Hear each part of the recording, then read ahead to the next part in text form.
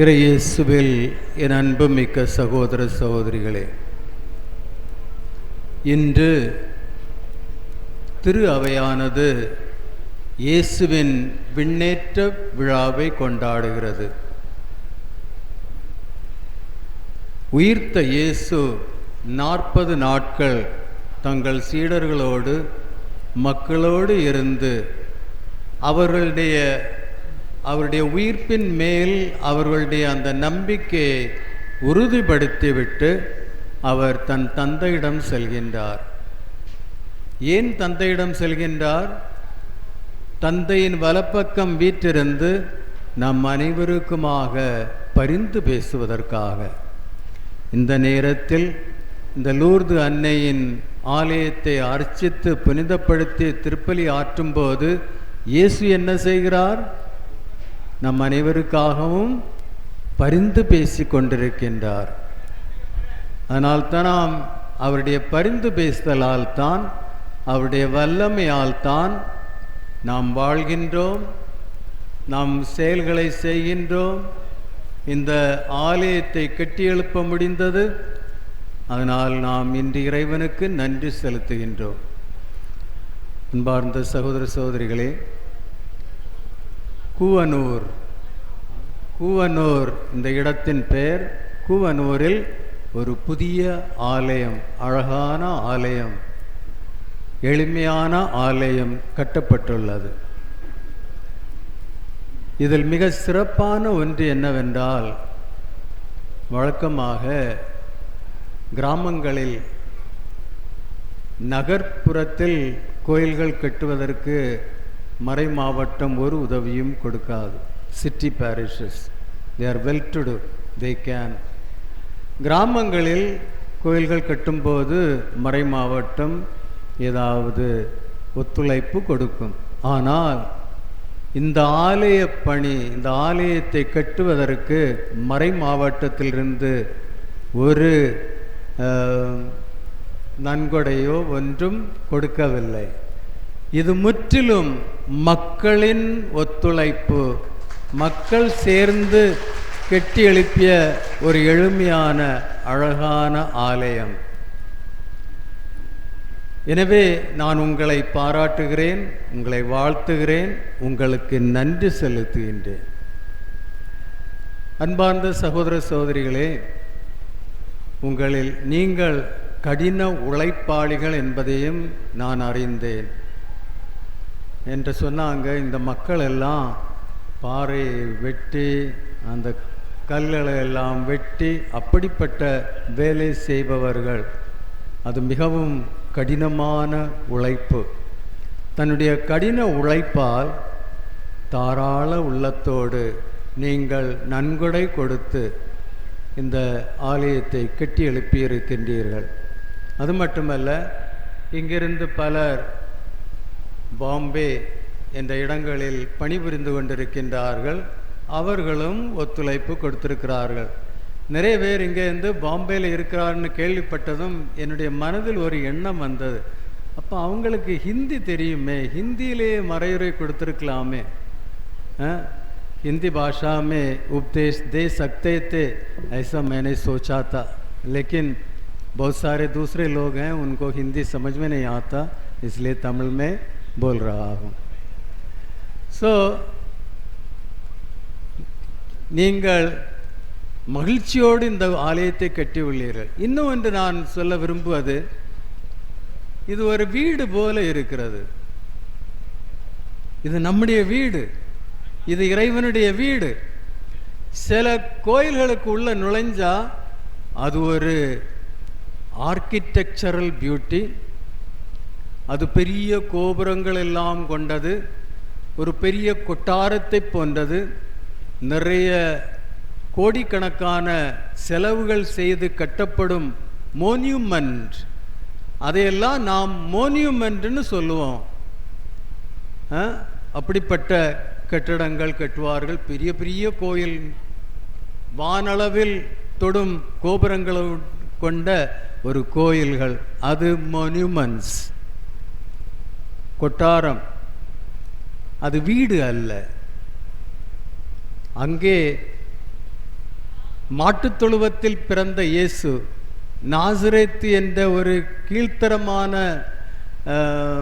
கிராமத்தில் வாழ்ந்த இயேசு, தச்சன் என்றவருக்கு பிறந்த இயேசு, அந்த தச்சன் அந்த பணியை செய்த எளிமையான குடும்பத்து நாசரேத்து குடும்பத்தில் உள்ள இயேசு அந்த கொட்டாரத்திலும் அந்த மோனியூமெண்ட்லும் இருக்க விரும்ப மாட்டார். அவர் எங்கே இருக்க விரும்பார்? வீட்டில். வீடு போன்ற ஆலயம். அதான் நான் சில நேரங்களில் சொல்கிறேன், இந்த காலகட்டத்தில் திருச்சபையில் ஒரு பெரிய தவறு நடந்து கொண்டிருக்கிறது. என்ன தவறு? மக்களிடமிருந்து பைசா நிறைய கூட்டி சேர்த்து தன்னுடைய பெருமைக்காகவும் புகழுக்காகவும் நாங்கள் இப்படிப்பட்ட ஒரு கோவிலை கட்டியுள்ளோம், இது எங்களுக்கு பெருமை அளிக்கிறது, 30 கோடி 50 கோடி செலவழித்து கோவில் கட்டுகிறார்கள். அது ஒரு that is a place of tourist attraction. நிறைய டூரிஸ்ட் வந்து அதை பார்த்து மகிழ்ந்து புகழ்ந்துட்டு சொல்றாங்க. ஆனால் அது ஆண்டவருடைய வீடாக இல்லை. தென் தமிழ்நாட்டில் நீங்கள் போய் பார்த்தால் இப்போ நம்ம பார்ப்பது என்ன? ஒரு பங்குல மக்கள் எல்லாம் சேர்ந்து ஒரு 10 கோடிக்கு ஒரு கோயில் கட்டிட்டாங்கன்னா பக்கத்து பங்கில் உள்ளவங்க என்ன நினைப்பான்? அவன் 10 கோடி கட்டிட்டானா, இப்போ நம்ம கோயிலை இடிச்சிட்டு 15 கோடிக்கு கட்டணும் அல்லது 20 கோடிக்கு கட்டணும், நான் அவங்கள விட நம்ம குறைஞ்சவனா? அந்த ஒரு காம்படிஷனில் இன்று அங்கே நடந்து கொண்டிருக்கிறது. அங்கே இறைவன் குடிகொள்வாரா? அதனால்தான் நான் இங்கே வந்ததை நான் பார்த்தேன். ஒரு வீடு போல அழகாக மக்கள் எல்லோரும் ஒன்று சேர்ந்து ஒரே குடும்பமாக, சின்ன கோயிலாக இருந்ததுனால எல்லாரும் நெருங்கி இருக்கிறீர்கள். இன்னும் பெரிய கோயிலாக வச்சா ஒரு ஆள் ஒரு சேரில் இருப்பார், இன்னொரு ஆள் 1 மீட்டருக்கு கழிஞ்சு இன்னொரு சேரில் இருப்பார், எல்லாம் அப்படியே பிரிந்திருப்பீர். இப்போ நம்ம பார்த்தா கச்சா கச் எல்லாரும் சேர்ந்து ஒரே குடும்பமாக இருக்கிறீர்கள், ஒற்றுமையோடு. அதுதான் இதனுடைய மேன்மைகள். எனவே இது ஒரு எளிமையான இறைவனின் வீடு. அந்த இறைவனின் வீடை நாம் பாதுகாத்து தூய்மையாக வைக்க வேண்டும். பாராட்டுக்கள். இன்னும் இன்று நாம் இயேசுவின் விண்ணேற்ற விழாவை கொண்டாடுகிறோம். நற்செய்தியில் என்ன கேட்டீங்க? இயேசு விண்ணேறி விட்டார். கலிலேயாவில் சீடர்கள் என்ன செய்கிறாங்க? எங்க பார்த்துட்டு இருக்கிறாங்க? வானத்தை பார்த்துட்டு இருக்கிறாங்க, அண்ணாந்து பார்த்துட்டு இருக்காங்க. அவர் போயிட்டார், பாவம், அவங்க அண்ணாந்து பார்த்துட்டு இருக்கிறாங்க. அப்போ அந்த வானதூதர் அங்கிருந்து ஒரு சத்தம் அவர்களுக்கு கேட்டது. அது என்ன சொல்கிறது? கலிலேயர்களே, ஏன் வானத்தை நோக்கி அண்ணாந்து பார்க்கிறீர்கள்? உங்களிடமிருந்து வானத்திற்கு எடுத்து செல்லப்பட்டவர் மீண்டும் வருவார். எனவே அக்கம் பக்கம் பாருங்கள். கலிலேயர்களே, வானத்தை அண்ணாந்து பார்ப்பவர்கள் அக்கம் பக்கம் பாருங்கள். ஏன்? இயேசு என்ன சொல்லிட்டு போனாரு? உலகம் இறுதி வரை நான் உங்களோடு இருப்பேன். யாரோடு இருப்பார்? என்னோடு இருப்பார், இவர்களோடு இருப்பார், உங்களோடு இருப்பார், இந்த பிள்ளையோடு இருப்பார், இந்த சிஸ்டரோடு இருப்பார், அந்த அம்மாவோடு இருப்பார், இந்த ஆளோடு இருப்பார், ஒவ்வொருவரோடும் இருப்பார். நான் இந்த உலகம் இறுதி வரை உங்களோடு இருப்பேன். அப்போ அவர் எங்கே இருக்கிறார்? எங்கே இருக்கிறார்? நம்மிடம் இருக்கிறார். அண்ணாந்து பார்த்தா ஒன்றும் கிடைக்காது. அக்கம் பக்கம் பாருங்க, ஒவ்வொருவரிடமும் பாருங்க, அங்கே இயேசுவை நாம் காண முடியும். ஏனென்றால் ஒவ்வொரு மனிதனும் கடவுளின் சாயலில் படைக்கப்பட்டவன். ஒவ்வொரு மனிதனும் கடவுளின் சாயலில் படைக்கப்பட்டவன். திருமுழுக்கு பெற்ற ஒவ்வொரு கிறிஸ்தவனும் கடவுளின் கோவிலாக இருக்கின்றான்.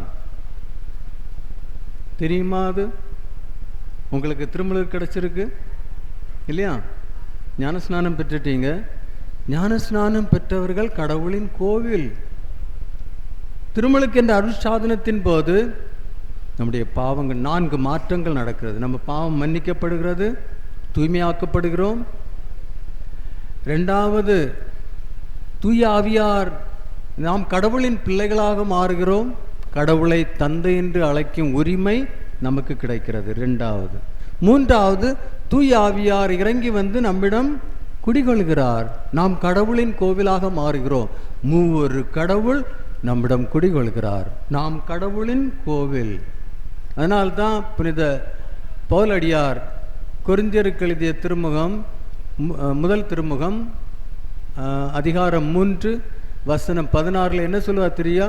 நீங்கள் கடவுளின் கோவில், கடவுள் உங்களிடம் குடிகொள்கிறார். எனவே நீங்கள் தூய்மையானவர்கள். யாராவது இந்த கோவிலை நஷ்டப்படுத்தினால் நான் அவர்களை அழித்து விடுவேன் என்று இறை வார்த்தை சொல்கிறது.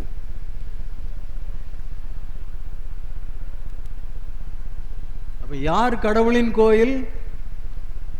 நாம் ஒவ்வொருவரும் கடவுளின் கோவில். 4வது மாற்றம், திருச்சபையின் உடல், திருச்சபையின் உறுப்பினர்கள்.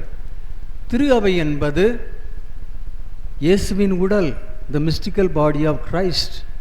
நாம் அனைவரும், திருமுழுக்கு பெற்ற அனைவரும் இயேசுவின் உடலின் உறுப்பினர்களாக இருக்கின்றோம். இயேசுவின் உடலின் உறுப்பினர்கள். இப்போ நம்ம எல்லாரும் யாரு? இயேசுவின் உடலின் உறுப்பினர்கள். அந்த இயேசுவின் உடலின் உறுப்பினர்கள் ஒன்று சேர்ந்து இருக்கும்போது அங்கே இயேசு நம் மத்தியில் இருக்கிறார், அங்கே குடிகொள்கிறார். அதான் இது ரொம்ப முக்கியமானது. கோவில், இன்றைக்கு நாம் கோவில் கட்டி இருக்கிறோம். ஓகே, இந்த கோவில் இங்கே அருள் தந்தையர் இங்கே இங்கே தங்க மாட்டாங்க. அதனால்தான் நற்கருணை பேழை வைக்கவில்லை. எங்கே குருவானவர் தங்குகிறாரோ அங்கே நற்கருணை பேழை வைக்கப்படுகிறது. சிஸ்டர்ஸுக்கு அது ஒரு ஸ்பெஷல் பெர்மிஷன். அவங்க ஒரு குழும வாழ்கிறாங்க. அதனால் அவங்க கான்வென்ட்டுக்கும் அந்த நற்கருணை பேழை கொடுக்கப்படுகிறது. இங்கே அது வைக்க முடியாது என்ற குருவான. The priest is the custodian of the blessed sacrament. The priest is the custodian of the blessed sacrament. அவர் எங்கே இருக்கிறாரோ அங்கே நற்கருணை பேழை வைக்கப்படும், அங்கே இறைவனின் உடல் அங்கே வைக்கப்படும். இங்கே மக்கள் இருக்கிறாங்க, ஆனால் கடவுள் நம்மோடு இருக்கிறார். கடவுள் எங்கே இருக்க விரும்புகிறார்? கோவிலில் இருக்க விரும்புகிறாரா? நற்கருணை பிழையில் இருக்க விரும்புகிறாரா? கடவுள் எங்கே இருக்க விரும்புகிறார்? நம் உள்ளத்தில் இருக்க விரும்புகிறார். அதனால்தான் நம்ம நிறைய பைசா செலவு பண்ணி பெரிய பெரிய கோவில்கள் கட்டலாம். அப்போ ஒரு பெருமை. கூவனூர் மக்கள் ஒரு பெரிய கோயில் கட்டிட்டாங்க, பேப்பரில் வரும், உயர் மறை மாவட்டம் மூரா அந்த செய்தி பரவும், பெரிய கோயில் கட்டிட்டாங்க. அதை பார்க்க வருவாங்க, பார்த்துட்டு போயிடுவாங்க. ஆனால் கூவனூர் மக்கள் எப்படி இருக்கிறாங்க? கடவுள் கூவனூர் மக்கள் கட்டிய கோவிலில் இருக்க விரும்புவதில்லை. அவர் கூவனூர் மக்களின் உள்ளத்தில் இருக்க விரும்புகிறார். திருவெளிபாடு, புக் ஆஃப் ரெவலேஷன், திருவெளிபாடு அதிகாரம் 3 வசனம் 20, அதில் என்ன சொல்லப்படுகிறது? நான் உன் இதய கதவில் இருந்து நான் உன் கதவில் தட்டி கொண்டிருக்கிறேன். யாராவது தன் இதய கதவை திறந்து எனக்கு இடம் கொடுத்தால் நான் அங்கே வந்து அவர்களோடு இருந்து அவர்களோடு வாழ்வேன். Behold, I stand at the door and knock. If anyone opens, I will come to him and I will dine with him, I will remain with him, I will live with him. அவர் எந்த கதவை தட்டுகிறார்? இயேசு எந்த கதவை தட்டுகிறார்? இதய கதவை. நம் ஒவ்வொருவருடைய இதயத்திலும் அவர் இருக்க விரும்புகிறார். ஏனென்றால் நாம் கடவுளின் கோவில். கடவுளின் கோவில். அவர் இதய கதவை தட்டுகிறார்.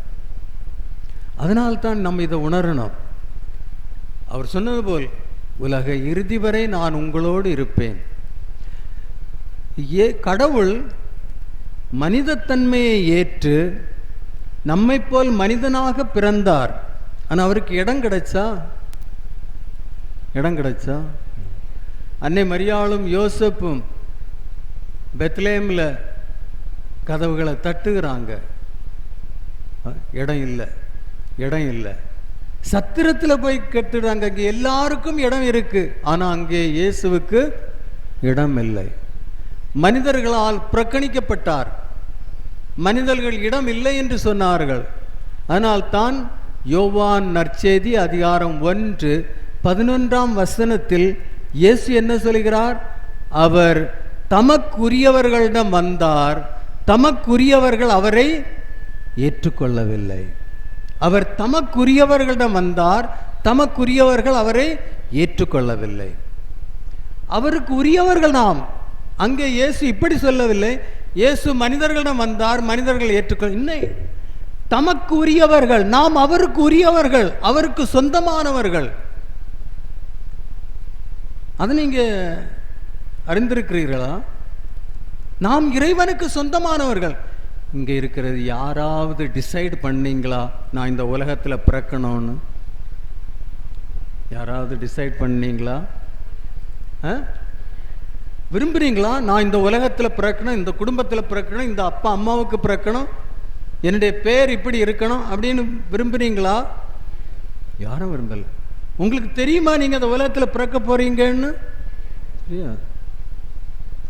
அவர்தான் விரும்பினார். அவர்தான் அந்த குடும்பத்தை அமைத்தார். அந்த குடும்பத்தில் உங்களை பிறக்க வைத்தார். பிறந்த பிறகும் உங்களுக்கு தெரியாது. சின்ன பிள்ளையா இருக்க சமயத்தில் என்ன தெரியும் உங்களுக்கு? ஒன்றும் தெரியாது. நான் இந்த உலகத்தில் பிறந்திருக்கேன்னு கூட தெரியாது. கொஞ்சம் வளர்ந்த பிறகு அப்பா அம்மா சொல்லி, மற்றவர்கள் சொல்லி, இது ஒரு உலகம், நிறைய நாளுக்கு பிறகுதான் உங்களுக்கு தெரிய வருகிறார். அதற்கு முன்னாலே அவர் நம்மை அறிந்தவராக இருக்கின்றார். நாம் அவருக்கு சொந்தம். அவர்தான் விரும்பினார் நான் இந்த உலகத்தில் பிறக்க வேண்டும் என்று. அவருடைய மனதில் எனது வாழ்க்கைக்கு ஒரு திட்டம் உள்ளது. அந்த திட்டப்படி என் வாழ்க்கையை நான் வாழ வேண்டும். அவர் என்னை படைத்தது என்னோடு இருந்து என்னுடைய அந்த உறவில் ஒன்றுபட்டு ஒன்றாக வாழ்வதற்காகத்தான். என்னை படைத்த பிறகு எனக்கு சுதந்திரத்தை கொடுத்தார். நாம் அவரை புறக்கணித்து விட்டோம். அவர் நம் பின்னால் வந்து கொண்டிருக்கிறார், நம் கதவுகளை தட்டுகிறார். இப்பவும் கடவுள் உங்க கதவுகளை தட்டிட்டு இருக்கிறார். இயேசுவுக்கு நீங்க இப்ப இடம் கொடுத்திருக்கிறீங்களா? உங்க வாழ்க்கையில கொடுத்திருக்கிறீங்களா? பொய் சொல்றீங்க. இயேசுவுக்கு முதலிடம் கொடுத்திருக்கிறீங்களா? இல்ல. இப்பவும் அவர் வெளியில தான் இருக்கிறாரு, காத்துட்டு இருக்கிறார். எப்பண்டா எனக்கு கொஞ்சம் இடம் கிடைக்கும் இவங்க வாழ்க்கையில, இவங்க உள்ளத்துல. நம்ம வாழ்க்கை முழுவதும் யாரால் நிறைந்திருக்கிறது? இந்த உலகத்தால் நிறைந்திருக்கிறது, அப்பா அம்மாவால் நிறைந்திருக்கிறது, பிள்ளைகளால் நிறைந்திருக்கிறது, குடும்பத்தால் நிறைந்திருக்கிறது, நண்பர்களால் நிறைந்திருக்கிறது. எவ்வளவு நாள் நீங்க இப்படி செய்திருப்பீங்க? ஞாயிறு திருப்பலி நேரம், இயேசு எனக்காக காத்திருக்கிறார். அந்த நேரத்தில் ஏதாவது வேலை வந்துட்டு, ஏதாவது விருந்தினர் வந்துட்டாங்க. அப்ப என்ன சொல்லுவீங்க? இன்னைக்கு கோயிலுக்கு போகாண்டா, விருந்தினர் வந்திருக்கிறாங்க. யாருக்கு நீங்கள் முதலிடம் கொடுக்கிறீர்கள்? யாருக்கு கொடுக்கிறீங்க? அதனால அந்த உண்மை இதுதான். கடவுள் இப்பமும் நம் இதய கதவுகளை தட்டி கொண்டிருக்கிறார். அதற்காகத்தான் இந்த கோவில் கட்டப்பட்டது. நாம் இந்த கோயிலுக்கு வந்து ஒன்றாயிருந்து இறை வார்த்தையை கேட்டு அவர் நம்மிடம் வந்து நம்மோடு வாழ விரும்புகிறார் என்பதை அறிந்து அவருக்காக இந்த இதய கதவுகளை திறப்பதற்காகத்தான் இந்த கோவில் கட்டப்பட்டுள்ளது. இந்த கோவிலில் வழிபாடு நடக்கிறது. இந்த கோவிலில் திருவடையாளங்கள் நிறைவேற்றப்படுகின்றன. இவர்களின் வழியாக, திரு அருட்சாதனங்கள் வழியாக, ஜெபம் வழியாக, திருப்பலி வழியாக ஒவ்வொருவருடைய இதய கதவுகளையும் திறந்து இறைவனுக்கு அங்கே இடம் கொடுப்பதற்காகத்தான் இந்த கோவில் கட்டப்பட்டுள்ளது. புரியுதா? அதனால இந்த கோவில் கட்டுவதற்கு யாரெல்லாம் ஒத்துழைத்தார்களோ இறைவன் இன்று அவர்களை நிறைவாக ஆசீர்வதிக்கின்றார். அவருடைய வேலைகளுக்கு அவர் நிறைவாக ஆசீர்வாதங்களை அளித்து அவர்களை திருப்தி அடைய செய்கிறார். ஏனென்றால் இது மக்களுக்கு தேவையாக இருக்கின்றது. திருப்பலி என்பது ஒரு புனிதமான நேரம். இப்போது இந்த பீடத்தை நாம் புனிதப்படுத்தப்படுகிறோம், அபிஷேகம் செய்ய போகிறோம். இந்த பீடம் இப்போது அபிஷேகம் செய்யப்படுகிறது. ஏன்? இந்த பீடம் இயேசுவை சுட்டி காட்டுகிறது. இது இயேசுவின் அடையாளம். நாம் இந்த கோயிலுக்குள் நுழைந்ததும் பீடம் நமக்கு இயேசுவை எடுத்து காட்டுகிறது. ஏனென்றால் இதில் தான் அவர் தன் உயிரை கொடுக்கிறார். இந்த பீடத்தில் தான் அவருடைய பலி செலுத்தப்படுகிறது. அந்த பலியின் வழியாக அவருடைய உடலும் இரத்தமும் நமக்கு கிடைக்கிறது. இந்த பலி வழியாக அவர் நம் உள்ளத்தில் வருகிறார். எனவே இந்த பீடம் மிகவும் முக்கியமானது. ஆனால் என்ன நடக்குது? இன்னைக்கு நீங்கள் இந்த பீடத்தை பார்க்குறீங்க, கடவுளுக்கு நன்றி செலுத்துங்க. இதுக்கப்புறம் இந்த பீடத்தை உங்களால் பார்க்க முடியாது. ஏன் தெரியுமா? இதை பார்க்க முடியாது. ஏன் தெரியுமா? சிஸ்டர்ஸ் எல்லாம் இந்த பீடத்தை எல்லாம் நல்ல முறையில் அடைச்சி துணி போட்டு மறைச்சி உங்களை இந்த பூக்களை பார்க்கறதற்கும் கேண்டில்ஸ் பார்க்கறதற்கு தான் வைப்பாங்க. பீடத்தை உங்களால் பார்க்க முடியாது. எல்லா ஆலயங்களிலும் அப்படி தான். ஆனால் ரோமுக்கு போனீங்கன்னு சொன்னால் வெட்டிக்கான், அங்கே பூசை நடக்குமா, அந்த பீடத்தை தெளிவாக பார்க்க முடியும். ஆனால் இங்கே எல்லாம் மக்கள் என்ன விரும்புகிறார்கள்? பூ நல்லா இருக்கணும், இந்த பூக்களை பார்க்க. இதை நீங்கள் ஃப்ளவர் ஷோ நடக்கும், அங்கே போய் பாருங்க. கோவிலுக்கு வருவது யாரை பார்க்க? இயேசுவை பார்க்க. டெக்கரேஷன்ஸை பார்க்க அல்ல, பூக்களை பார்ப்பதற்காக அல்ல. யாரை பார்க்க? இயேசுவை பார்க்க. இந்த பீடம் இயேசுவை எடுத்து காட்டுற. இந்த பீடத்தில் ஒரு வெள்ளை துணி மட்டும் போட்டிருக்கணும், வேற ஒன்றும் இருக்கக்கூடாது. அப்படிப்பட்ட அதுதான் லிட்டர்ஜிக்கல் ரூல். புரியுதா? ஆனால் அதெல்லாம் ரொம்ப கஷ்டம் எல்லார்ட்டையும் சொல்லுது. ஏன்னு சொன்னால் கத்தீட்ரல்லே அது பிறகு சொல்லுவாங்க, அந்த பீடத்தில் ஒன்றும் வைக்கக்கூடாது. பீடம் இஸ் நாட் அ ஸ்டாண்ட். மைக்கு ஸ்டாண்ட் இருக்குது, புத்தகம் அது தேவைப்படுது, என்ன செய்கிறது. ஆனால் பீடத்தில் இது இப்போ என்ன செய்கிறாங்கன்னு தெரியுமா? அந்த பீடத்துக்கு முன்னால் ஒரு உடன் ஸ்ட்ரக்சர் பண்ணி வச்சுருவாங்க. அதில் எல்லாம் பீடத்தை பார்க்க முடியாது. கத்தீட்ரலில் அதுதான் செய்து வச்சுருக்குறாங்க. நான் நிறைய சொன்னேன், ஆனால் யாரும் ஒத்துக்கிட மாட்டாங்க. ஏன் இதையெல்லாம் சொல்கிறேன்னு சொன்னால், இந்த கதவு வழியாக நீங்கள் உள்ளே நுழையும் போது ஒரே ஒரு ஆளை உங்கள் மனதில் வைக்க வேண்டும். அது யார்? இயேசு. அவர் உங்களுக்காக காத்து கொண்டிருக்கின்றார். இயேசு புனித லூக்கா நற்செய்தி அதிகாரம் 22 என்ன சொல்கிறார் தெரியுமா? சாவதற்கு முன் பாருங்க, அவர் சாவ போறாரு சிலுவையில. இயேசு நம்மிடம் என்ன சொல்கிறார்? சாவதற்கு முன் உங்களோடு இணைந்து இந்த உணவை உண்பதில் நான் மிக மிக ஆவலாய் இருக்கிறேன். இயேசு ஆவலாய் இருக்கிறார், காத்து கொண்டிருக்கிறார். எதற்காக? நம்மோடு இணைந்து இந்த உணவில் பங்கு கொள்வதற்காக, இந்த திருப்பலியை பங்கு கொள்வதற்காக ஆவலாய் காத்து கொண்டிருக்கிறார். நம்ம காத்துட்டு இருக்கோமா? இதை நாம் உணரணும். இந்த கோயிலுக்குள்ள வரும்போது இதை உணரணும். இயேசு எனக்காக ஆவலாய் காத்து கொண்டிருக்கிறார். வந்ததும் அவர்தான் நமக்கு முக்கியம், வேற எதுவும் இல்லை. அப்படிப்பட்ட ஒரு இடமாக இந்த கோவில் மாற வேண்டும். எனவே இன்று நாம் இறைவனுக்கு நன்றி செலுத்துவோம். இந்த கோவிலுக்காக இதை புனிதமாக வைப்போம். இங்கு வந்து மற்றவர்களிடம் பேசக்கூடாது, இதை ஒரு நிகழ்ச்சி கூடமாக மாற்றக்கூடாது. பொன்னாடை போர்ப்பது, நன்றி செலுத்துவது, வரவேற்பது, அதெல்லாம் இந்த இடத்துல இல்லை, வெளியில் வச்சுக்கிடலாம். இதை பரிசுத்தமாக வைக்க வேண்டும்.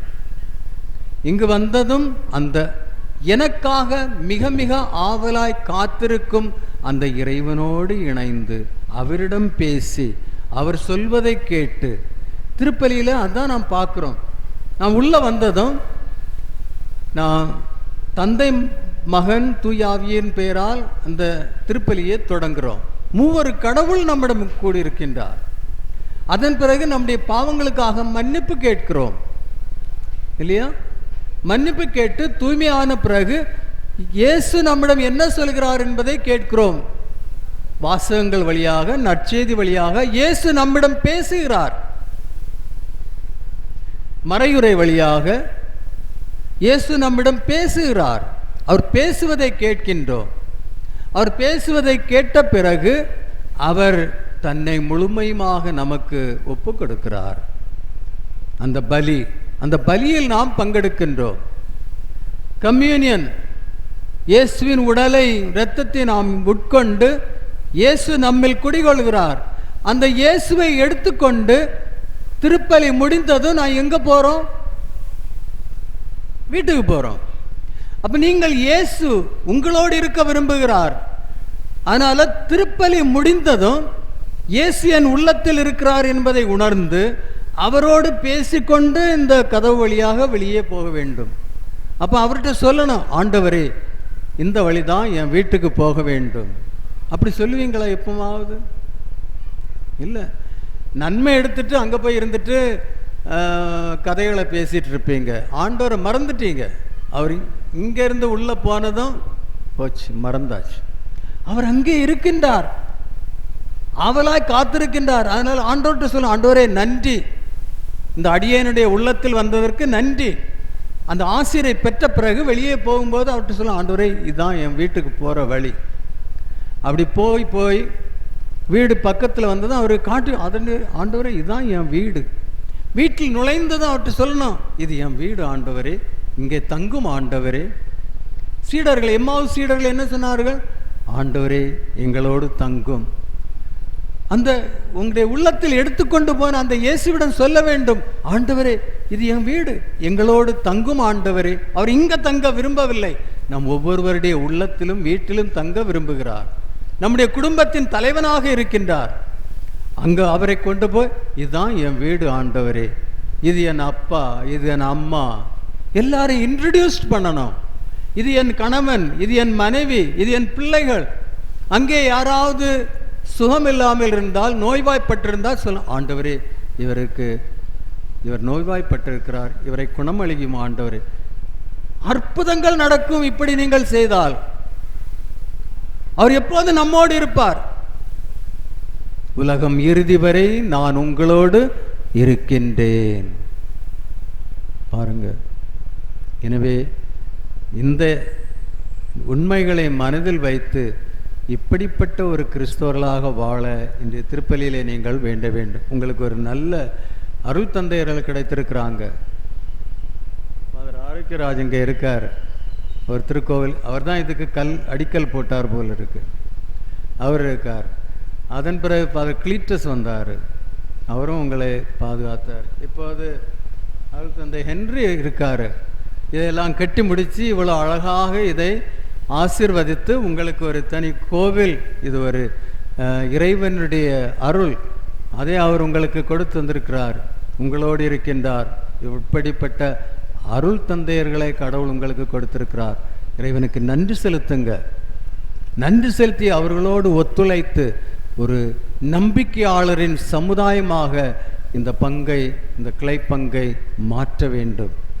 எனவே இன்று நான் இறைவனுக்கு நன்றி செலுத்துகிறேன், உங்களை பாராட்டுகிறேன். நாம் ஜெபிப்போம். இந்த பீடத்தை இறைவன் இப்போது அர்ச்சித்து புனிதப்படுத்தி அவருடைய பலியை ஒப்பு கொடுக்க அவர் நமக்கு அருளும்படி இந்த திருப்பலியிலே நாம் இறைவனை வேண்டுவோம்.